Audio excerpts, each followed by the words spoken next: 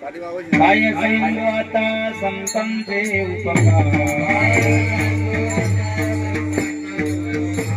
काय सांगू आता संतांचे उपकार अज निरंतर जागले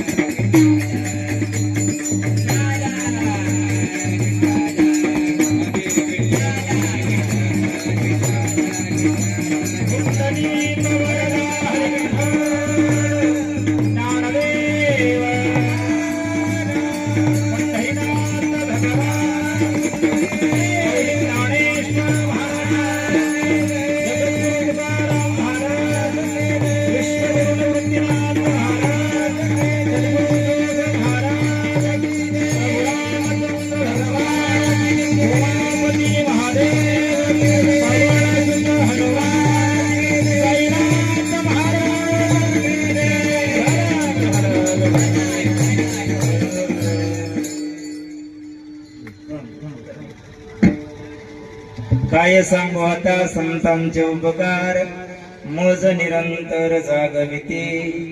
काय द्यावे त्यासे व्हावे उतराई, ठेविता हा पायी जीव सोडा. सहज बोलणे हितोपदेश, करुणी सायास शिकविते. काय द्यावे त्यासे व्हावे उतराई, ठेविता हा पायी जीव थोडा. तुका म्हणे वत्स धेनु वेच चित्ते, तैसे मज येते सांबळीत. काय द्यावे त्यासी भावे उतराई, ठेविता हा पायी जीव थोडा. अखिल कोट भगवान पंढरीश परमात्मा कैवल्य देजनिधी माऊली नामोबाराय. जगद्गुरु श्रीमंत श्री तुकोबाराय, विश्वगुरु निवृत्तीनाथ महाराज, सद्गुरु जोग महाराज, साईनाथ महाराज, भगवान परमात्म्याच्या चरणी प्रथमता विनम्र अभिवादन करतो. आज आपल्या या सुरू असलेल्या साईबाबा संस्थान विश्वस्त संस्था यांनी सुरू केलेला हा साईबाबाचा पायी दिंडी सोहळा आज आपल्या या पायी दिंडी सोहळ्याच्या कसारा घाटामधील लठ्ठीपवाडी या ठिकाणी आपण सर्वजण उपस्थित आहोत. आणि या ठिकाणी ही कीर्तनाची व्यवस्था आहे. अतिशय सुंदर असा त्या ठिकाणी उपक्रम आहे बरं का. आपण सर्व साई भक्त मंडळी प्रत्येक वर्षी त्या ठिकाणी पायी पायी चालत असतोय. परंतु चालत असताना काहीतरी त्या ठिकाणी नियम आपल्याकडून घडले पाहिजे. भगवान परमात्म्याचं नामचिंतन, साईबाबाचं नामचिंतन आपल्याकडून घडलं पाहिजे. आणि यासाठी साईबाबा संस्थान विश्वस्त व्यवस्था यांनी आणि श्री गोरक्षनाथजी गाडीलकर साहेब मुख्य कार्यकारी अधिकारी यांनी सुंदर असा हा कीर्तनाचा उपक्रम त्या ठिकाणी सुरू केलेला आहे. आपण सर्वजण या कीर्तन सेवेमध्ये उपस्थित आहात. सर्वांना त्या ठिकाणी अगदी मनापासून धन्यवाद देतो. आणि भगवान परमात्मा सद्गुरुनाथ महाराज जसे बुद्धी देतील त्याप्रमाणे नियोजित वेळेमध्ये या अभंगावरती चिंतन मांडायला प्रारंभ करतो. विठाला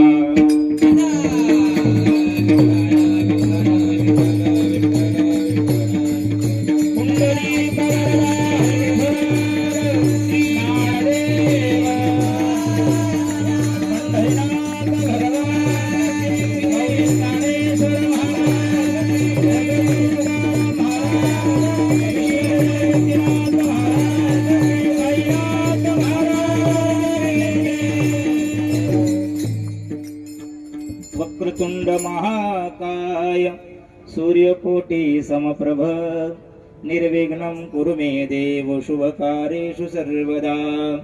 आता अभिनव वाग विलासिनी जे चातुर्यार्थ कला कामिनी ते शारदा विश्वमोहिनी नमस्कारिणी मिया. समचरण सरोजं सांद्रनीलाम्बुदाभं जगननि हितमान्यं मंडन मंडनानां तरुण तुलसीमालां कंधरं कंजनेत्रं सदय धवलहासं विठ्ठलं चिन्तयामि. पांडुरंगाकरो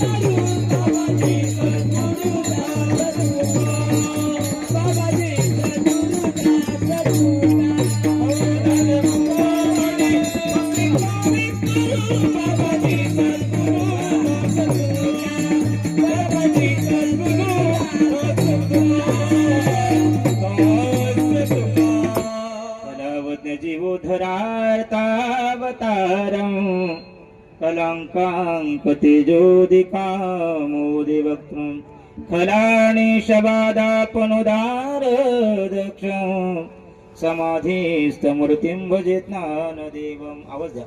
ओम नमो ज्ञानेश्वरा करुणाकरा दयाळा, तुमचा अनुग्रह लाभलो पावन झालो चराचरे. नमो सद्गुरु तुकया ज्ञानदीपा, नमो सद्गुरु सच्चिदानंद रूपा, नमो सद्गुरु भक्त कल्याण मूर्ती, नमो सद्गुरु भास्करा पूर्ण कीर्ती. मस्तक माझे पायावरी, मस्तक माझे पायावरी, मस्तक माझे पायावरी. वार करी संताचा, वार करी संताचा, वार करी संताचा, वार करी संताचा, वार करी संताचा, वार करी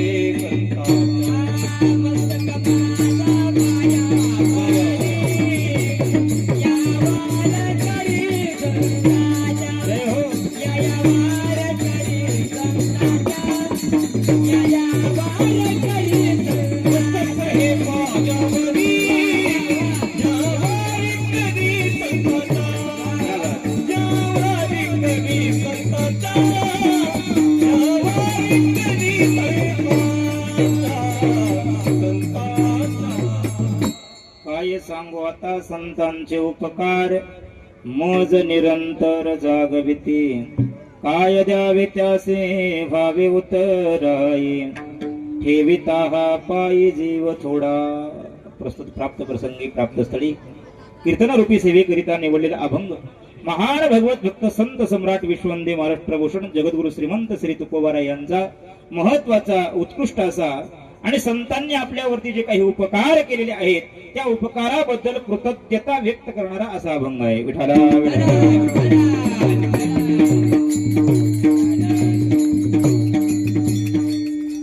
अतिशय आनंदाची गोष्ट आहे की आपण सर्व त्या ठिकाणी साई भक्त मंडळी साईबाबांचं दर्शन करण्याकरता पायी चालत चालत शिर्डीपर्यंत चालत जात आहोत. आणि खऱ्या अर्थानं आपण हे जे करत आहोत ना, हीच खरी त्या ठिकाणी भगवान परमात्म्याची सेवा आहे.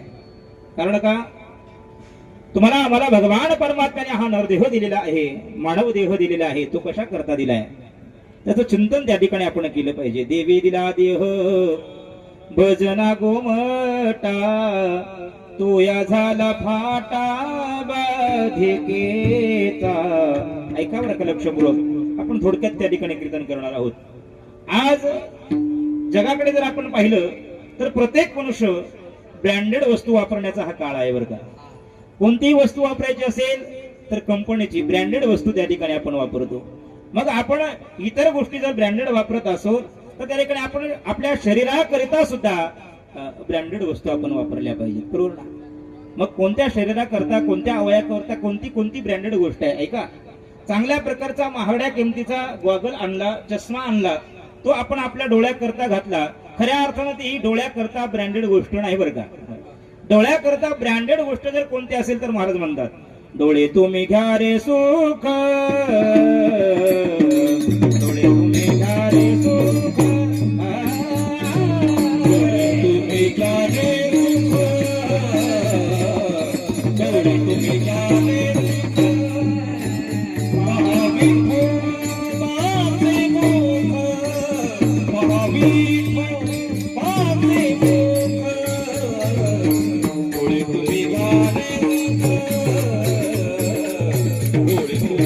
रे सुख.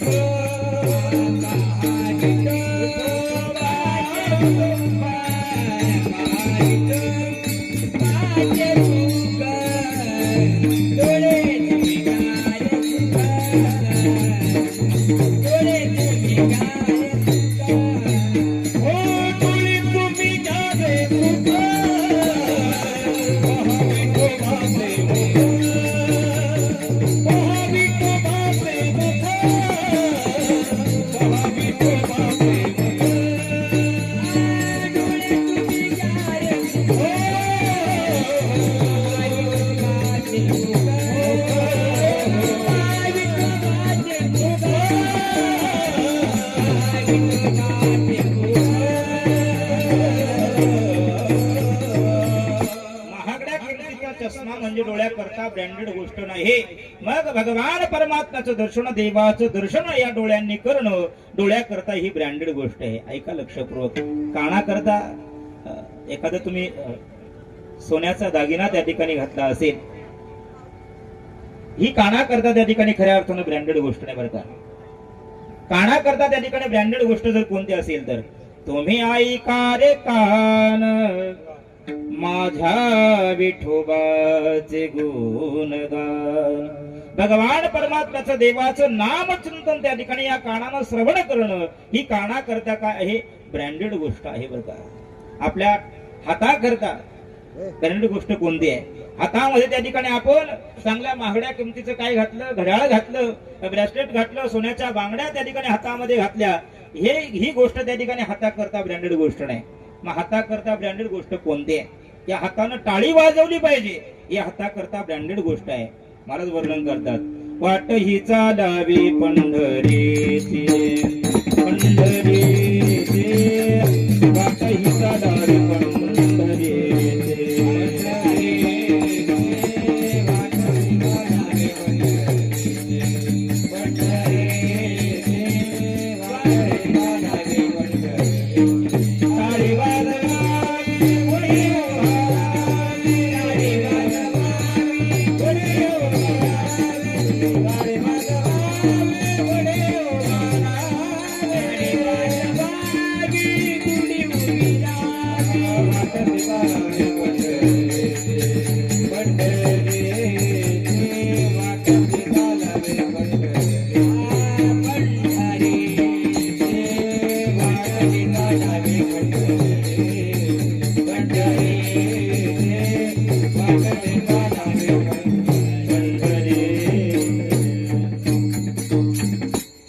टाळी वाजवली पाहिजे, ही आता करता ब्रँडेड गोष्ट आहे बरं. एखाद्या गरीबाला मदत केली पाहिजे, ज्याला गरजवंतांना त्या ठिकाणी दान केलं पाहिजे, ही खऱ्या अर्थानं त्या ठिकाणी हाता करता ब्रँडेड गोष्ट आहे.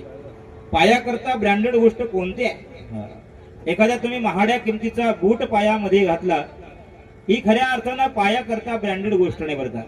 महागड्या किमतीचा आणला तुम्ही, 10,000 रुपयाचा, 20,000 रुपये काय बुटाची किंमत असेल, आदिदास कंपनी असेल, महागड्या किमतीचा त्या ठिकाणी तुम्ही बूट आणला, पायामध्ये घातला.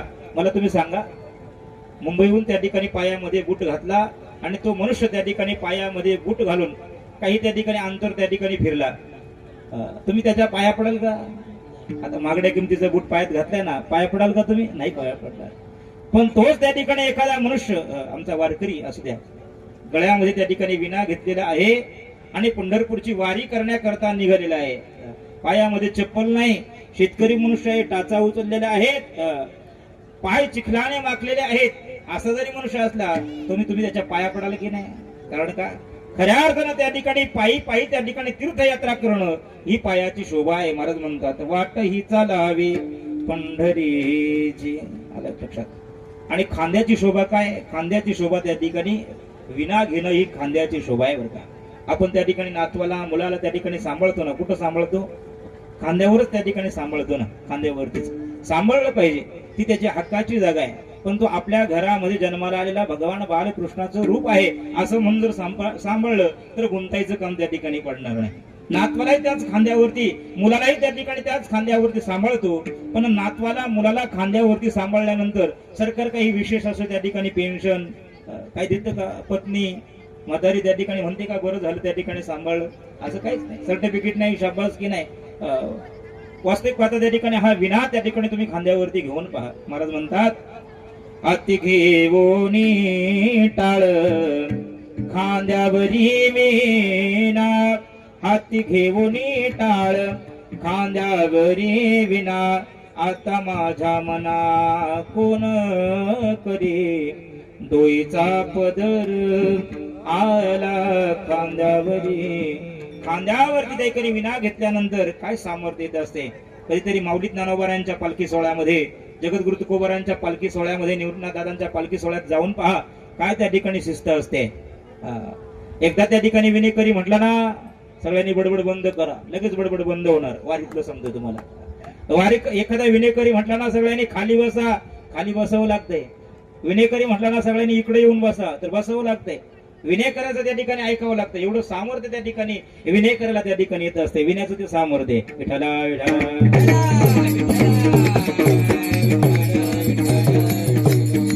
तसं त्या ठिकाणी महाराज म्हणतात, अरे डोळ्याचं त्या ठिकाणी डोळ्याला ब्रँडेड गोष्ट द्यायची असेल तर भगवान परमात्म्याचं दर्शन करा. कानाला ब्रँडेड गोष्ट द्यायची असेल तर भगवान परमात्म्याचं गुणगान कीर्तन त्या ठिकाणी कथा श्रवण करा. हाताला ब्रँडेड गोष्ट द्यायची असेल तर दान करा, टाळी वाजवा, गरीबाला मदत करा. पायाला त्या ठिकाणी ब्रँडेड गोष्ट द्यायची असेल तर पायी पायी त्या ठिकाणी तीर्थयात्रा त्या ठिकाणी करा. आणि कंठाला मुखाला त्या ठिकाणी खऱ्या अर्थानं ब्रँडेड गोष्ट द्यायची असेल, गळ्यामध्ये त्या ठिकाणी चांगल्या प्रकारचं सोन्याचं लॉकेट घातलं म्हणजे गळ्याला ती शोभा नाही. महाराज म्हणतात तरी कंठामध्ये काय केलं पाहिजे, भगवान परमात्म्याचं नाम चिंतन धारण केलं पाहिजे. कंठी धरेला कृष्ण मने, कंठी धरेला कृष्ण मने,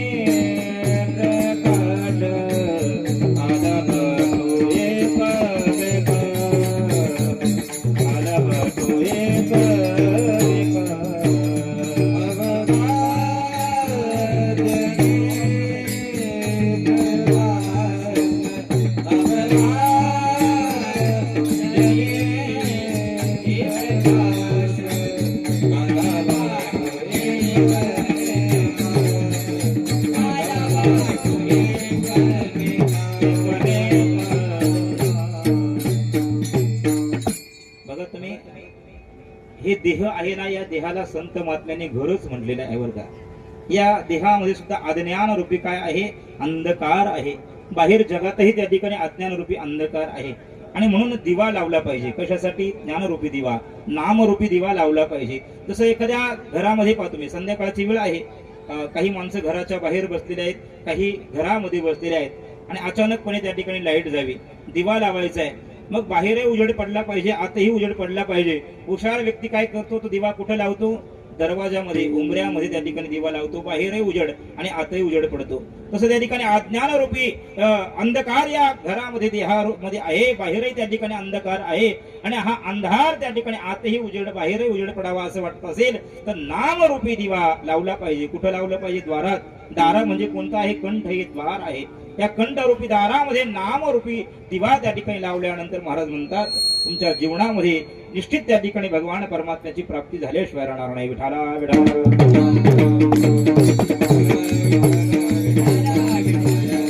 म्हणजे पाया करता खऱ्या अर्थानं ब्रँडेड गोष्ट जर काय असेल तर तीर्थयात्रा आहे बरं का. आणि म्हणून पायानं त्या ठिकाणी काय केली पाहिजे? तीर्थयात्रा केली पाहिजे. महाराज म्हणतात, पायी तीर्थयात्रा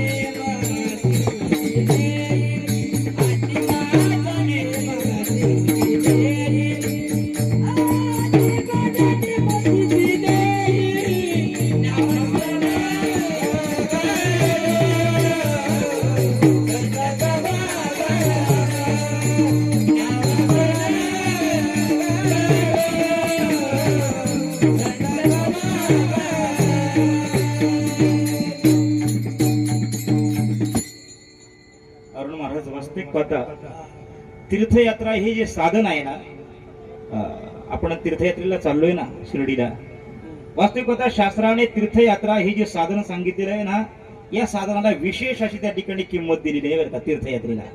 कारण का? याचं कारण त्या ठिकाणी जी बाकीची साधना आहे ना, ही भगवान परमात्म्याची डायरेक्ट प्राप्ती करून देणारी आहेत बरं का. इतर साधनं भगवान परमात्म्याच्या जवळची साधनं त्या ठिकाणी जप तप व्रत वैकल्य ही जी साधनं सांगितलेली आहे. परंतु जरी त्या ठिकाणी आता तुम्हाला मी उदाहरण सांगतो बघा, जर तुम्हाला जेवण करायचं असेल तर जेवणामध्ये अनेक अनेक प्रकारचे त्या ठिकाणी पदार्थ असतात बरं का. परंतु आपला तूपही त्या ठिकाणी आपण सर्वजण खातोच ना. परंतु तूप हा पदार्थ जरी त्या ठिकाणी चांगला असला शरीराकरता तरी तूप सर्वांना त्या ठिकाणी खाण्यासाठी परवडेल असं त्या ठिकाणी सांगता येत नाही. इतर साधनं आहेत ती भगवान परमात्म्याची प्राप्ती करून देणारी आहेत, पण ती सर्वच साधनं सर्वांनाच परवडतील असं त्या ठिकाणी सांगता येणार नाही. परंतु काही साधनं अशी आहेत की ती सगळ्यांना परवडणारी साधनं आहेत आणि ती म्हणजे त्या ठिकाणी तीर्थयात्रा आहे बरं का. तीर्थयात्रा करत असताना तीर्थयात्रेसाठी कुणीही त्या ठिकाणी चालतं बरं का. इथं त्या ठिकाणी विशेष अधिकाराची गरज नाही. आता आपण त्या ठिकाणी चाललोय सर्वजण शिर्डीला त्या ठिकाणी बाबांचं दर्शन करण्याकरता चाललोय. इथं काही अशी नियम अट आहे का इतकं शिक्षण झालेलं पाहिजे असं काही, हा या जातीचा पाहिजे त्या जातीचा पाहिजे, कोणत्याच प्रकारचं बंधन नाही. सगळ्यांकरता त्या ठिकाणी सोपं साधन जर का असेल तर ते म्हणजे तीर्थयात्रा आहे. महाराज म्हणतात खटनट यावे शुद्ध होणे जावे दौंडी पिटी व्हावे तो भावेला दौंडी पिटी व्हावे तो भावेला